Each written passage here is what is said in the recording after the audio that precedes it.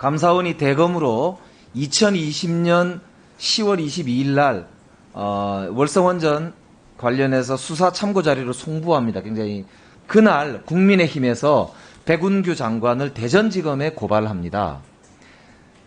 이게 보통 수사 참고 자료가 송부되고 나서 같은 날 이렇게 고발을 했다는 것도 굉장히 좀 보면 이례적인데요.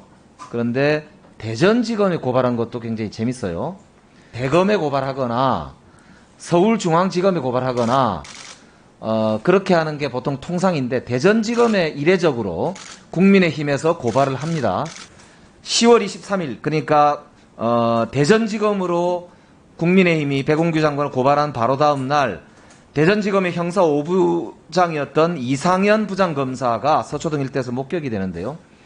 우연인지 모르겠습니다. 10월 29일 날 윤석열 검찰총장이 대전지검을 방문해서 검찰총장이 대전지검을 굉장히 갑작스럽게 별 현안도 없는데 방문했어요.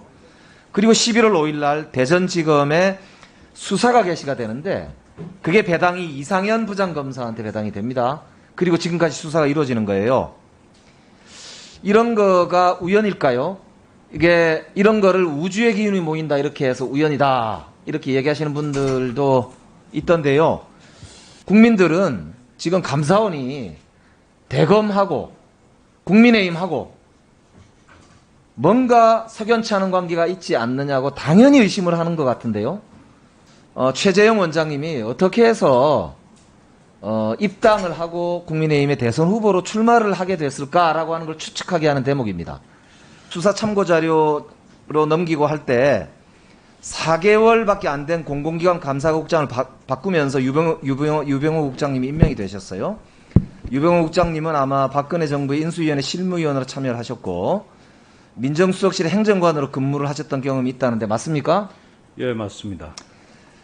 그런데 그때 이제 수차례 감사위원 회의가 있었는데 아마 이게 감사원장님 마음대로 잘 안 됐던 모양이죠. 그러니까 감사원장님이 국장을 바꾸고 국장이 바뀌자마자 이게 원전 감사에 의결이 됩니다. 어떤 내용으로 그때 결정이 됐나요? 감사 결과는 10월 20일 발표된 대로 그렇게 의결이 됐습니다. 그렇죠. 수차례 그 회의가 난항을 겪었었는데 국장님이 오자마자 이렇게 순조롭게 최재형 원장님이 아마 원했던 대로 아닌가 싶은데 지시를 받은 적이 있나요? 그렇지 않습니다. 초기 1차 감사가 법리나 증거상 부족한 점이 많았기 때문에 다시 감사했습니다. 저는 이게 공무원의 심각한 정치 중립 위반이고 업무 방해일 수 있고 직권남용일 수 있다. 감사원을 정치적으로 이용해서 철새도 레저로 만들어가지고 헌법기관을 자신의 정치적 야욕의 희생물로 삼은 거예요. 어떻게 이런 일이 있을 수가 있습니까? 감사원 직원들은 자존심도 없습니까? 도대체 감사원을 어떻게 만들어 놓는 거예요, 이게 지금? 대한민국의 감사원이 지난 70년의 헌정 역사에서 어떤 존재였는데 국민들이 감사원에서 뭐라고 생각하겠습니까?